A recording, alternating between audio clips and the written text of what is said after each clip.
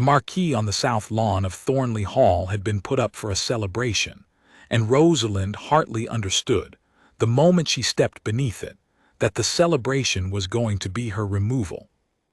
It was a warm September afternoon, the kind her father had loved, and 200 people stood among the white-clothed tables with champagne going flat in their hands, while Vivienne Hartley spoke from a small dais at the front. Vivienne had a beautiful voice, low and unhurried, the voice of a woman who had spent 30 years being listened to in rooms that mattered, and she was using it now to explain, with enormous grace, why the estate of the late Professor Edmund Hartley would be passing into capable hands at last. Edmund, she said, and let the name catch in her throat just enough, loved this land, but love is not management. The hall, the gardens, the home farm, the trust that holds them all, these need stewardship, modern stewardship. A warm look toward the front row, where her son Crispin sat in a linen suit, smiling the smile of a man who has been promised something.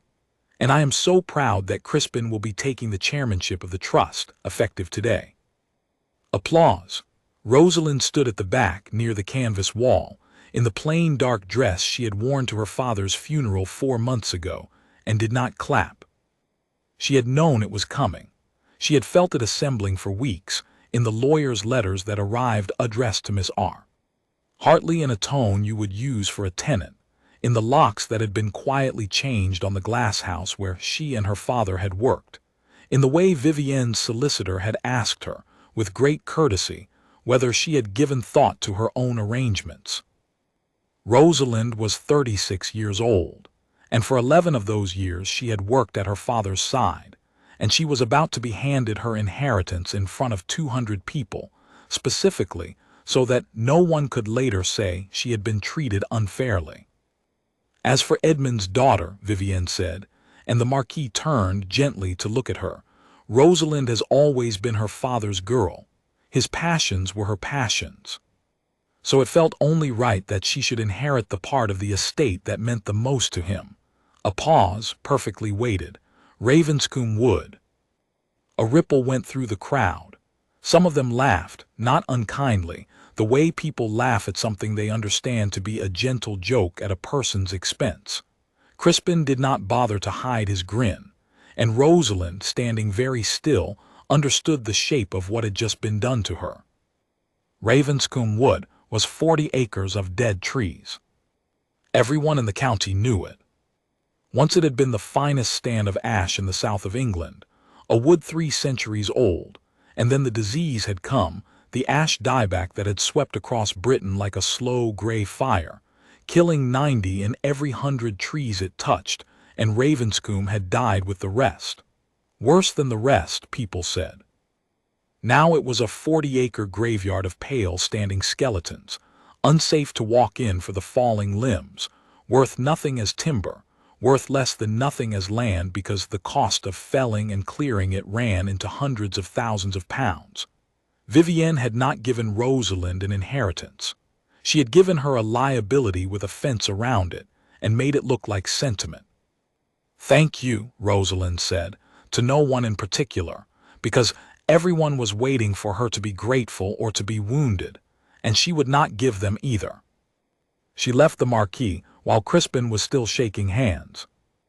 That evening, when the caterers had gone and the lights of the hall burned in windows that were no longer in any sense hers, Rosalind sat in the small rented room she had taken in the village and read, for the 4th time, the letter her father had left her. It had not come through the lawyers. Edmund Hartley had given it to her himself in the last weeks, when his hands had grown too unsteady to hold a pipette, and he had finally let Rosalind do the fine work while he watched and corrected her from a chair by the window. He had pressed it into her hand one evening and said, "Not yet. When they've finished with you, you'll know when," and she had thought then that he meant the grief. She understood now that her father, who had been many things, kind and brilliant and maddening but never, ever naive, had meant exactly this. The Marquis, the removal, the 40 acres of dead wood handed over with a smile. The letter was not long. "My Roz," it said, "by the time you read this they will have given you Ravenscombe and called it a kindness. Let them. Vivienne thinks she knows what is in that wood, which is nothing, and that is precisely why it is the safest place in the world for what is actually there. You worked beside me for 11 years. You know what we were doing, even if you never knew where I kept the results. Go to the mother oak. Count 7 from the lightning scar. What I spent my life making is under the roots, and it is worth more than this hall and everything in it, but only to someone who knows what they are looking at. You are the only one who does. Trust the trees, Roz. They were never as dead as they looked. Rosalind read it and set it down, and looked at her own hands for a long time. The thing that Vivienne Hartley had never understood about her late husband's daughter, the thing that the whole laughing Marquis had never understood, was this. Rosalind Hartley was not her father's girl, some sentimental shadow trailing after a great man's hobby. She was Dr. Rosalind Hartley, with a doctorate in forest pathology and 11 years of work that the academic world would have known about, had her father not been so secretive, so insistent that the work stay quiet until it was finished. She had spent those 11 years doing one thing, the thing her father had given the last 20 years of his own life to, breeding an ash tree that could survive the dieback. It was the great quiet race of British forestry, and almost no one was winning it. Ash dieback was killing the country's ash, millions of trees, whole landscapes, an entire species sliding toward functional extinction on the island, and the holy grail, the thing governments and timber conglomerates and biotech firms were pouring fortunes into, was a strain of ash with genetic tolerance to the fungus. Whoever found a reliably resistant native ash, and held the germplasm, the seed, the living tissue, the breeding stock, would hold something close to priceless. Not merely valuable. Strategically valuable. The kind of thing a nation needs, and a corporation would do a very great deal to own. And Edmund Hartley, working in obscurity in a glass house on a country estate, with no funding and no fanfare and only his daughter to help him, had been quietly, patiently, across 2 decades, winning. Rosalind had known they were close. In the last 2 years they had found it, individual trees in their trial plots that the fungus simply could not kill, that shrugged off inoculation that flattened everything around them. Her father had grown obsessive about secrecy then, would not publish, would not even discuss it on the telephone. Not until it's safe, he kept saying. Not until I know who I can trust with it. She had thought it was the illness making him strange. She understood now. Because 3 days after the Marquis, while Rosalind was still deciding what to do, the letter arrived that told her exactly who her father had not trusted, and why. It came on heavy cream paper, from a firm of solicitors in London she had never heard of, acting, they wrote, on behalf of Calder Biosciences plc. The letter was addressed to her as the new owner of Ravenscombe Wood, and it was, on its surface, generous to the point of absurdity. Calder Biosciences, it explained, undertook landscape-scale woodland remediation. They were prepared to purchase Ravenscombe Wood outright, clear the dead timber at their own considerable expense, and pay Miss Hartley a sum that made her sit down hard on the edge of the bed when she read it. Far, far more than 40 acres of worthless dead trees could possibly be worth. An offer, the letter said warmly, that would not remain open long, given the urgent public safety concerns posed by the unstable standing deadwood. They hoped she would see the wisdom of a swift, clean sale. Rosalind read it twice, and then she laughed a short, surprised sound in the quiet room, because she finally saw the whole architecture of it. Calder Biosciences did not want 40 acres of dead trees. No one paid a fortune to buy a liability and then volunteered to spend a second fortune clearing it. Calder wanted what was in Ravenscombe, and the only thing in Ravenscombe worth that kind of money was the thing her father had spent his life making and had hidden, in the one place no one would ever think to dig, under the roots of a wood everyone believed was dead.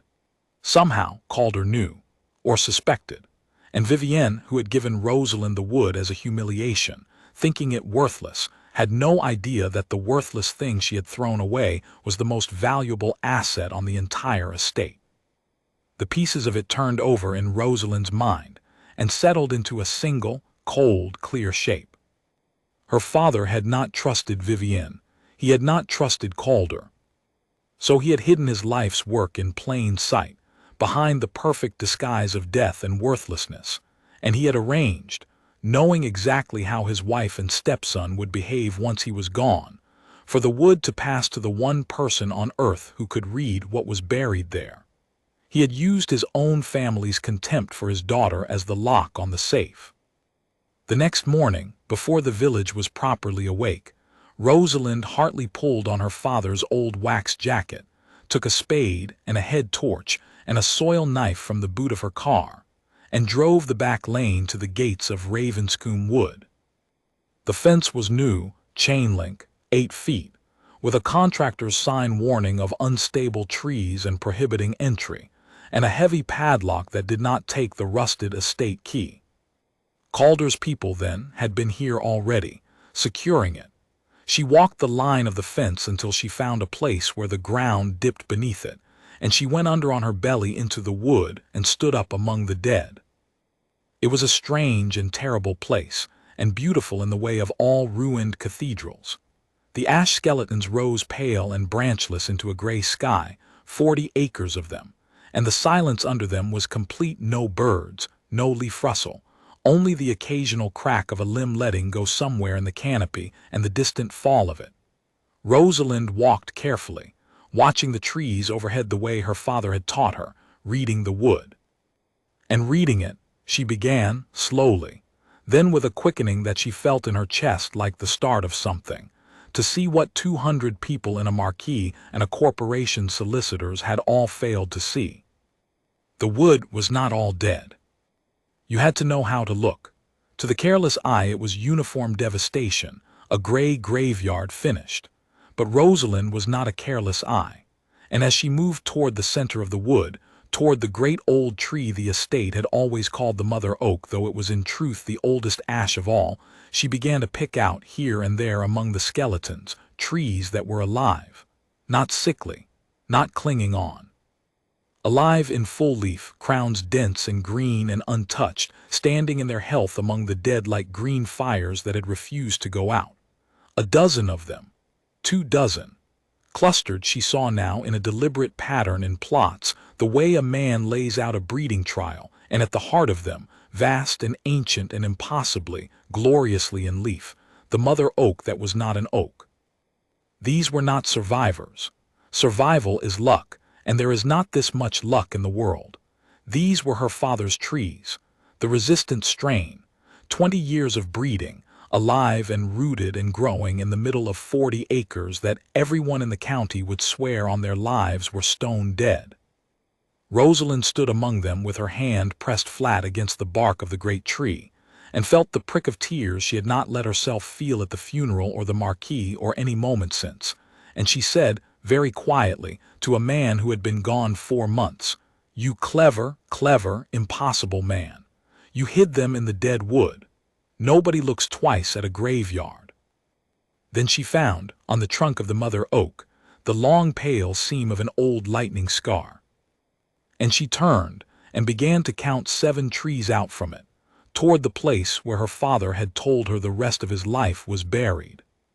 She had counted to 4 when, behind her, from the direction of the gate, she heard the unmistakable sound of a vehicle pulling up on the lane, and a man's voice, and the rattle of the padlock she could not open being opened by someone who could.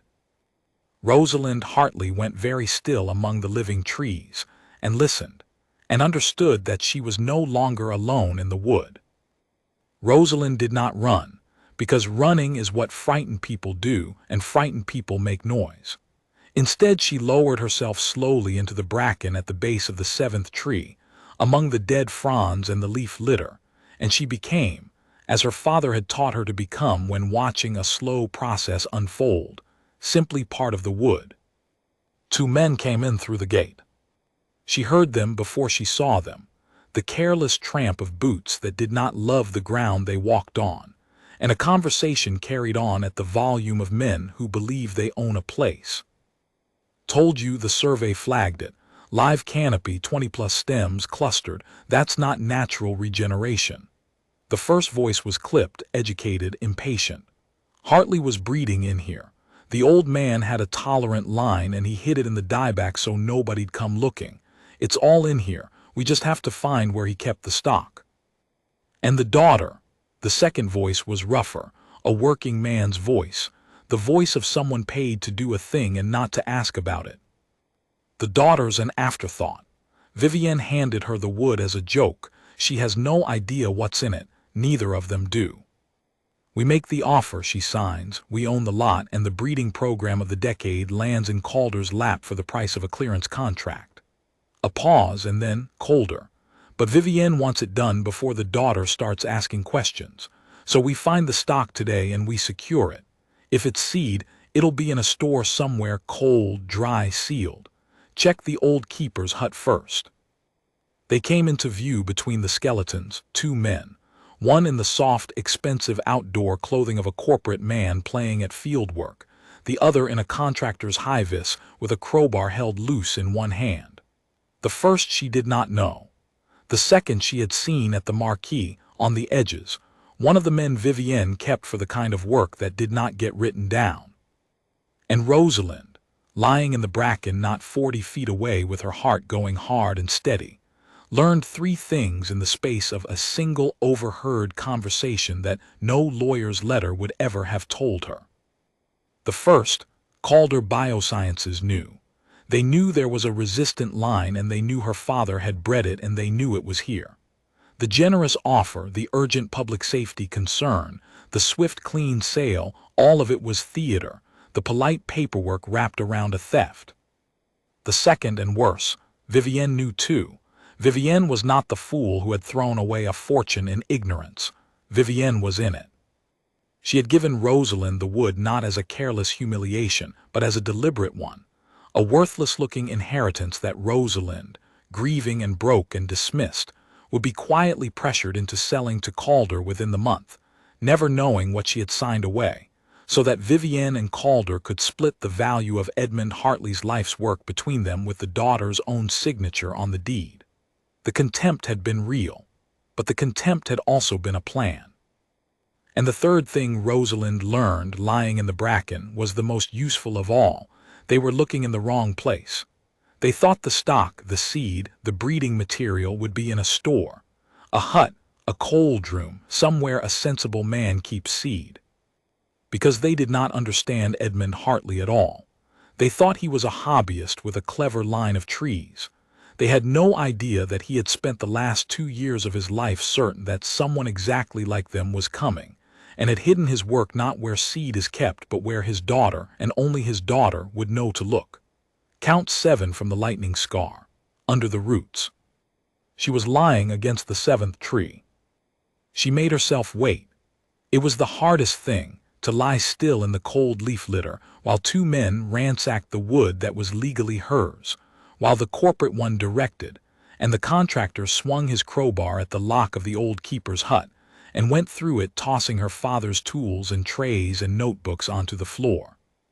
She made herself wait, and she watched, and she did the thing she had been trained to do, which was to gather information while her enemies believed they were the only ones in the room.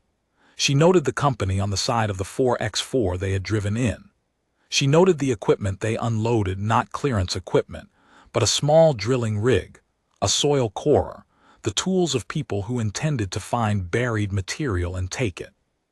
She noted when the corporate man took a phone call and stepped close to her hiding place to get a signal, the name he used. "Yes, Mrs. Hartley, we're on site now." A silence. "No, nothing yet, but it's here. Tell your son to hold off on the sale paperwork another day. I don't want her signature triggering anything until we've physically got the stock." Another silence, and then, with the particular contempt powerful people reserve for the people they are robbing, "She won't be a problem. She's a grieving spinster who breeds plants. What's she going to do?" Rosalind lay in the bracken and filed that away too, with the rest, the way you file a reading that will matter later. It was nearly dusk before they gave up for the day. They had found nothing. Of course they had found nothing.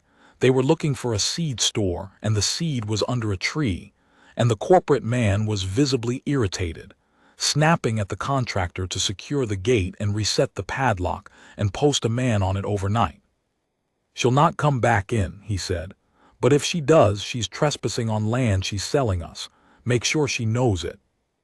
They left a man at the gate.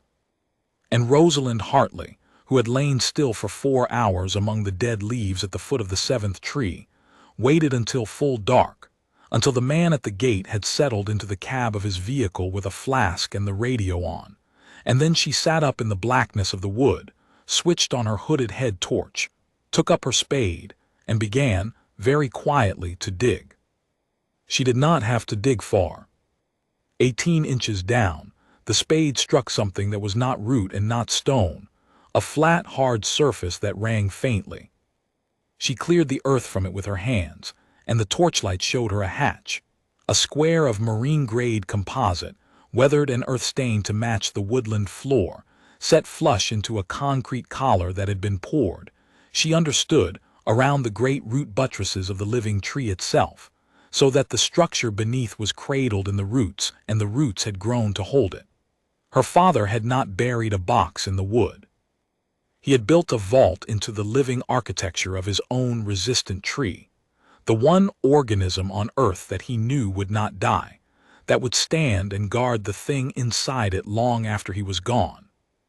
It was the most Edmund Hartley thing she had ever seen, and she pressed her hand flat against the cold composite and laughed once, silently in the dark, with tears on her face. There was a recessed handle and a keypad sealed against the weather. Rosalind looked at it for a moment.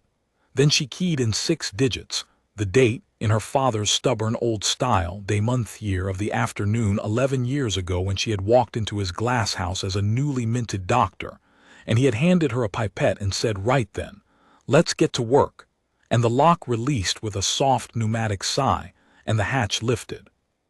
Below was a chamber the size of a small cellar, dry and cold, lined and insulated, with a faint battery hum that told her some part of it had been kept powered all this time off a buried cell, holding a temperature. And in it was her father's life. Seed first, bank upon bank of it, in sealed foil packets in labeled drawers, each packet a cross, a line, a generation, 20 years of breeding catalogued in his cramped hand. Living tissue cultures in sealed vessels, the propagation stock from which 1,000 resistant trees could be grown. And the thing that made Rosalind's breath stop, the records. 2 decades of breeding data, trial results, genetic analyses, the whole patient architecture of how he had done it, bound, ordered, complete. With this, the resistant ash could be propagated at scale, across the whole country, across the species' whole range. Without it, the living trees in the wood above were just 24 survivors that Calder could fell, sample, patent, and own. The seed and the records were the difference between a corporation owning the future of a species and the species simply having a future. That was what her father had hidden under the roots. Not treasure, the thing itself. And there was a second logbook, set apart from the rest, that was not breeding data at all. Rosalind opened it and found that her father, who had been many things, but never naive, had spent the last 2 years not only breeding trees but building a case. It was a record of his suspicions and his evidence.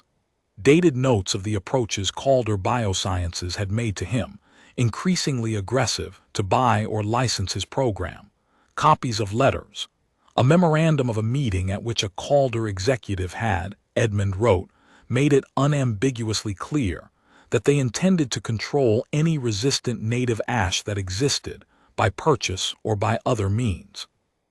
And clipped to the back pages, in Vivienne's own unmistakable hand, letters that her father had somehow obtained or been copied into correspondence between his wife and Calder Biosciences, discussing the estate, discussing the wood, discussing, in the careful language of people who know better than to be explicit, what would happen to Edmund's project, once Edmund was gone, and how the daughter might be managed.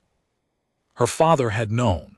He had known his wife was conspiring with the corporation to take his work the moment he died, and he had been too ill in the end to fight it directly. So he had done the only thing left to a dying man who could not trust the people in his own house.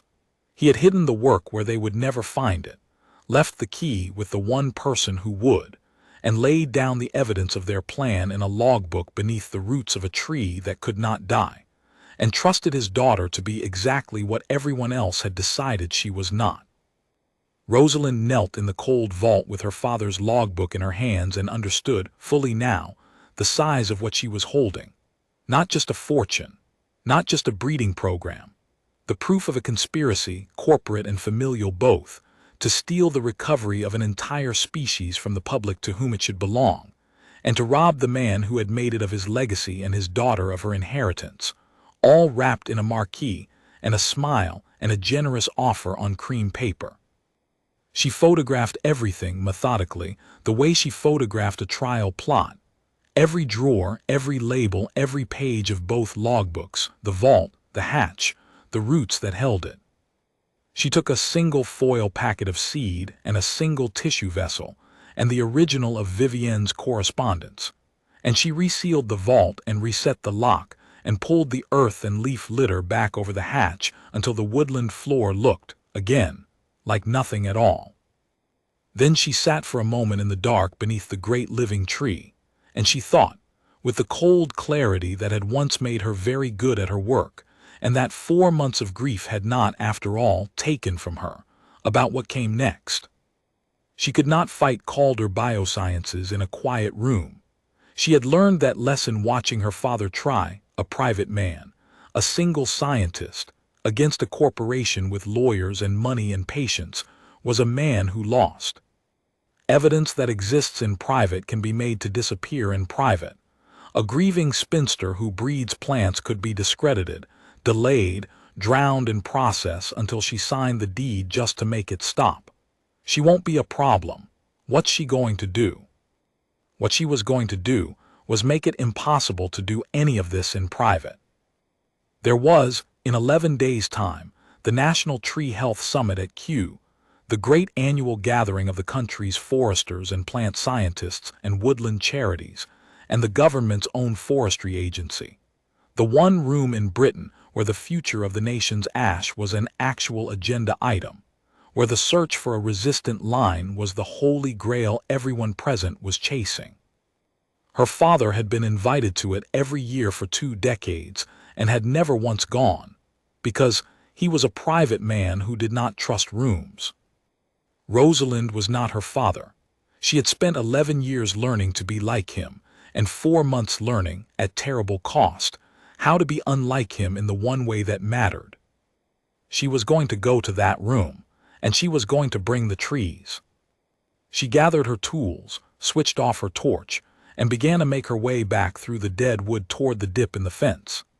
And as she neared it, she saw, by the gate, that the man in the vehicle had got out and was standing in the lane with a torch of his own, sweeping it slowly along the fence line, having heard, perhaps, the distant sound of a spade where no spade should be. Rosalind Hartley pressed herself against the bowl of a dead ash, with her father's evidence in the satchel across her body and the future of a species in her hands, and waited in the dark for the light to pass, calm and certain, and entirely done being underestimated. The torchlight came along the fence in slow sweeps, and Rosalind stood pressed against the dead ash and did what the wood itself did, which was nothing. She had learned, watching trees for 11 years, that stillness is not the absence of action. It is action. The man swept his light along the chain link, paused at the dip in the ground where the earth was freshly scuffed from her belly crawl that morning, and Rosalind's heart went hard. But he was a man hired to sit in a cab, not a tracker, and a scuff in the dark meant nothing to him. He swept the light once more, muttered something, and went back to his vehicle and his radio. She waited 20 minutes by the cold count of her own pulse. Then she went under the fence the long way, 200 yards down where the wood met the lane behind a screen of bramble, and was in her car and away down the back roads with her headlights off until she was clear of the valley. She did not go home. A grieving spinster who breeds plants, they had called her, and she intended to remain exactly that in their eyes for 11 more days, harmless, beaten, ready to sign. So she let the next week be quiet. She let Vivienne's solicitor's calls go to voicemail and then returned them, on the 8th day in a small, tired voice, to say that she had been thinking about the Calder offer and supposed she would have to be sensible, and could they send the papers and she would look at them. She heard the satisfaction in the solicitor's reply. She let them have it, let them believe the trap had closed. What she actually did, in those 11 days, she did carefully and out of sight. She drove to the city and met, in a quiet office, the one person in the country her father had ever spoken of with unguarded respect. Dr. Marian Acaffer, the chief plant health scientist at the government's forestry research agency, a woman who had spent her own career on the front line of the dieback and who had, Rosalind knew from her father's logbook, written to Edmund Hartley 3 times over the years asking whether the rumors of a resistant Hartley line were true, and been politely told nothing. Rosalind brought her the photographs, the data, the foil packet of seed, the single tissue vessel.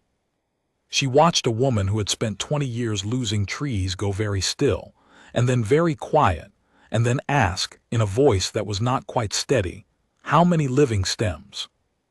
2 dozen confirmed resistant, Rosalind said. Full breeding records, 20 years, banked seed, tissue stock, the propagation protocols, all of it. Marian Acaffer looked at her for a long moment. Do you understand what you're holding? Yes, Rosalind said. I helped make it, and someone is trying to take it before anyone in this room ever sees it. She told her the rest then, Calder, Vivienne, the offer, the men in the wood, the logbook. And Dr. Acaffer, who held a position in a national agency and knew exactly how a corporation patents and privatizes a thing that ought to belong to a country, made 2 telephone calls, and after the second she said, The summit. You'll present at the summit. I'll give you the platform. But Rosalind, she hesitated, if you do this, you do it once in front of everyone with everything. Because the moment they know it's real, Calder's lawyers will move, and they will say the data is yours and unverified and the trees are on land you're selling them. You will get exactly 1 room in which the truth cannot be buried. Make it count. I know how to make a thing count in 1 room, Rosalind said. I learned it the hard way. The National Tree Health Summit was held that year in the great glasshouse hall at Kew, under a roof of iron and glass, and 400 people filled it. Foresters, scientists, the woodland charities, civil servants, the press that covered such things, and because the agenda had been quietly amended to include a special presentation on dieback resistance, a great many people who had given their lives to a losing fight and had come to hear whether, at last, there was any hope at all. Vivienne Hartley was there. She had been invited, as the widow of Professor Edmund Hartley, to a memorial mention in the morning session, and she had come in expensive mourning to be gracious about her late husband's modest contributions to forestry. Crispin was beside her.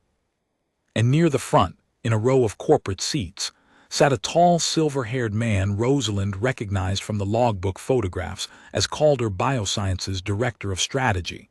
The man, she had no doubt, who had stood in her wood and called her a grieving spinster.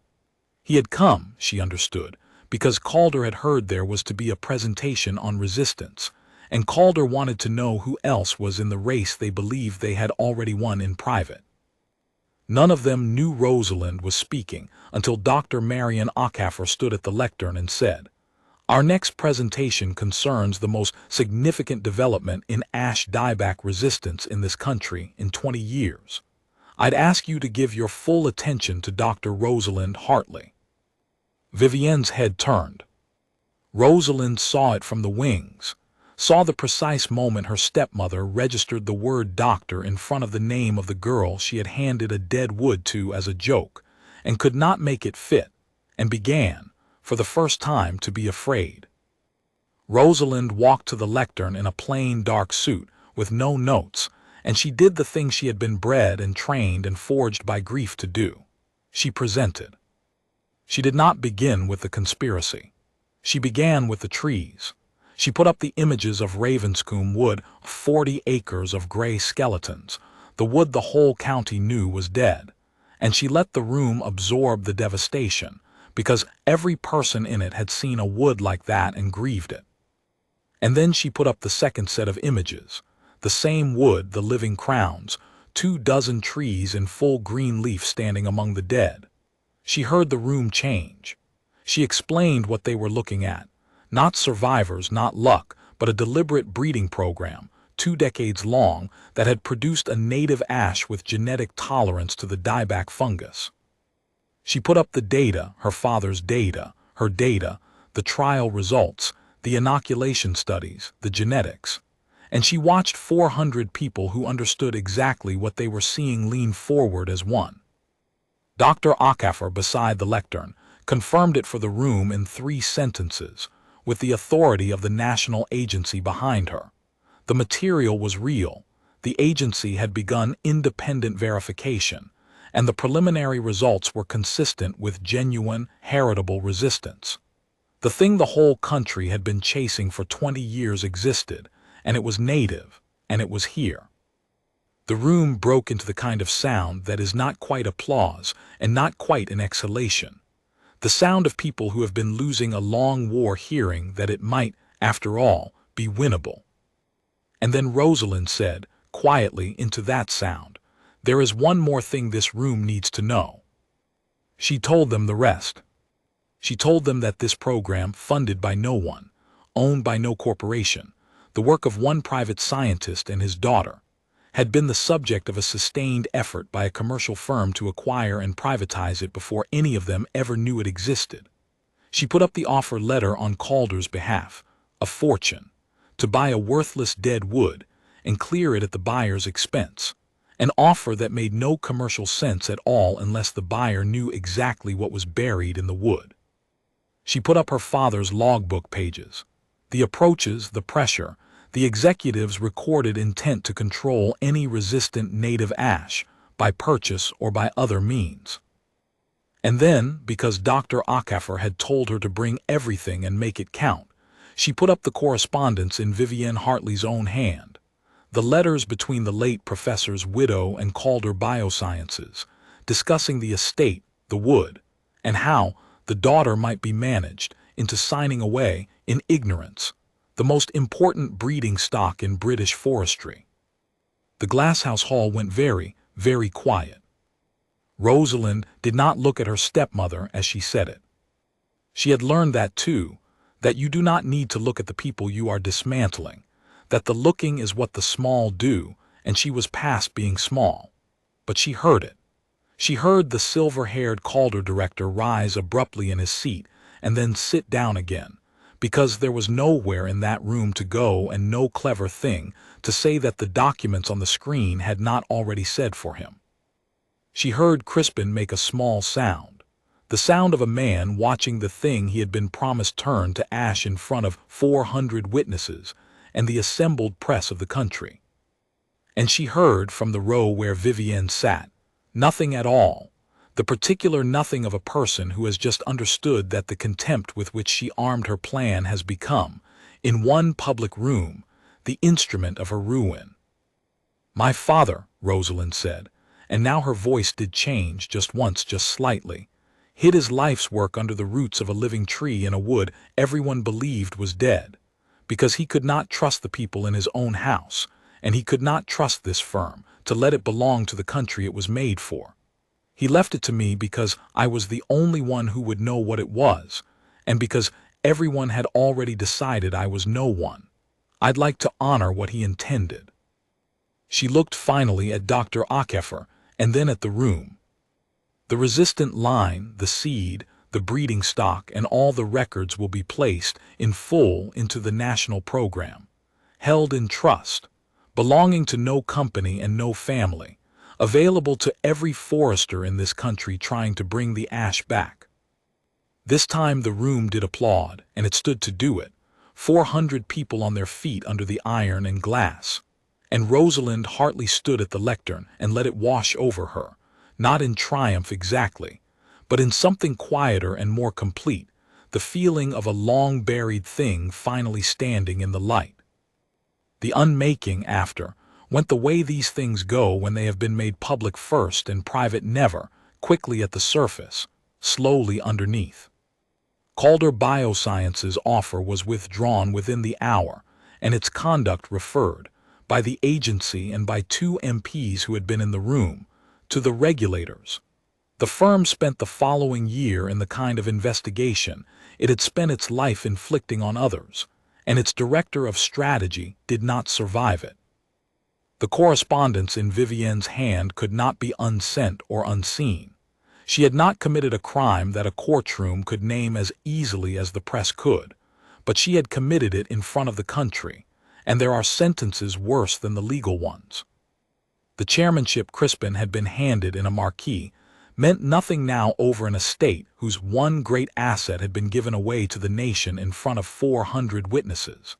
And the trust's own lawyers, reading the conspiracy correspondence, began the quiet work of asking how the late professor's true wishes had been so thoroughly subverted, and whether the will should stand at all. Rosalind did not stay to watch all of it. She had learned, the hard way, the difference between justice and revenge, that justice mends what it can and tells the truth about what it cannot, and that a person who confuses the two ends up smaller than the people who wronged her. She let the regulators and the lawyers do their slow work. She had a wood to tend. It was spring when she went back to Ravenscombe for the last time as its owner, for the estate trust, chastened and reorganized, had asked her to take the chairmanship that had been Crispin's, and she had said yes only on the condition that the wood pass into a conservation covenant in her father's name, so that no one could ever again hand it to anyone as a joke or a theft. The dead ash still stood, pale and patient, but among them now were saplings, hundreds of them, the first generation grown from her father's banked seed, planted by foresters from across the country who came to Ravenscombe the way pilgrims come to a place where something was saved. And at the heart of it, the great living tree, the one her father had built his vault into, stood in new leaf over the roots that had guarded his life's work through every season of his family's contempt. Dr. Marion Ackhafer came down one afternoon to see the planting and stood with Rosalind among the young trees and said, after a while, he could have published. 20 years ago, he'd have been famous. They'd have built him institutes. He didn't trust rooms, Rosalind said. He thought if he handed it to the world too soon, the world would let someone like Calder own it. So he waited and he hid it and he gave it to the one person he could trust to give it away properly. She looked at the saplings. He was right to be afraid. He was just wrong about one thing. What's that? Thought being underestimated was a thing that happened to you, a misfortune. Rosalind crouched and pressed her palm flat to the cool earth at the base of a young resistant ash, the way she had pressed it to the great tree's bark on the day she first walked into the dead wood. But it's a thing other people do, not a thing you are. And the people who do it, who decide what you're worth and then stop looking, they hand you the one advantage no money can buy. They stop watching. They give you the dark to work in. She stood and brushed the soil from her hand. Vivienne gave me 40 acres of dead trees because she thought I was nothing. And because she thought I was nothing, she never once imagined I was the only person alive who could see what was actually growing in that wood. She made my whole life into the perfect place to hide a treasure, and then she handed me the key. Dr. Ackhafer was quiet for a moment, and now. Rosalind looked out over the wood, the dead and the living together, the gray skeletons and the green saplings, the old tree standing guard over an empty vault that had held the future of a species through the worst of a family's small ambitions, and given it up at last to everyone. Now they all know what I'm worth, she said, but that was never the point. The point is that the trees lived. She smiled faintly, the first true smile in a long while. My father told me in his last letter to trust the trees, that they were never as dead as they looked. He wasn't really talking about the ash. She walked back through the saplings toward the gate, where there was no longer a man with a torch, and no padlock she could not open, and no fence between her and the wood that had been left to her as a punishment and had turned out, the way the truth so often does, to have been the most important thing in the whole story all along. They had all judged her completely wrong. And the dead forest, it turned out, had only been waiting for the one person who knew how to look at it to come and find what was alive,